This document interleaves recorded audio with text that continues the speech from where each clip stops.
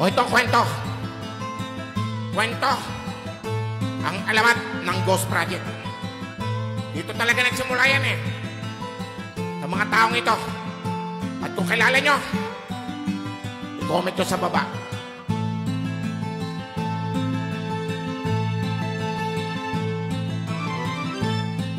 Nang isilang na ang negosyo nyo, simpleng-simple ang buhay nyo, at konti pa lang empleyado. At ang payo ng eksperto, pasukin nyo ang gobyerno upang gumanda ang negosyo nyo.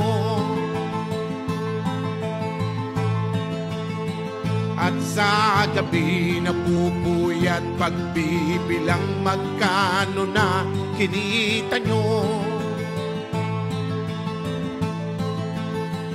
At sa umaga na may tuwang-tuwa ka pa dahil marami ng auto.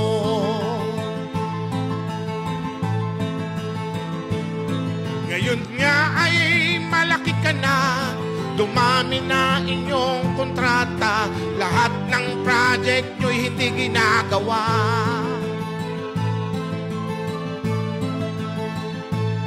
Ikaw nga ay biglang nagbago, Ghost Project na ang iyong gusto, ganyan galawan ng sindikato. Di nyo man lang inisip kaya kami binabaha dahil sa inyo. Pagkat ang nais nyo'y mapuno ang inyong bulsa, kada project paldo.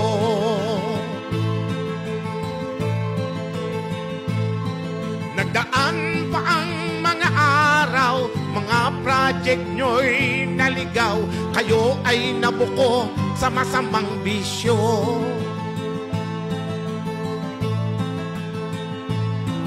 At ang una mong nilapitan, kaibigan mo na congressman, at ang sagot agad, wala akong alam dyan, kinginang iyang, kinginang iyang. At ang iyong mga karma'y biglang lubutang nang di mo napapansin. Nagsisisi ka sa interview na pakita mo payong na may auto. Nagsisisi ka sa interview na pakita mo auto na may baso.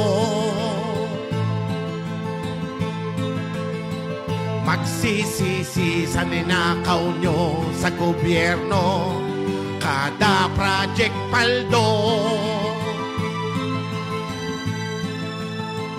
Magsisisi sa ninakaw nyo sa gobyerno, makukulong kayo. Kada project paldo, kada project paldo, kada project pumapaldo. The Kings Special Design T-shirt, kada project paldo, available na on TikTok. Pindutin lang ang yellow basket. Kada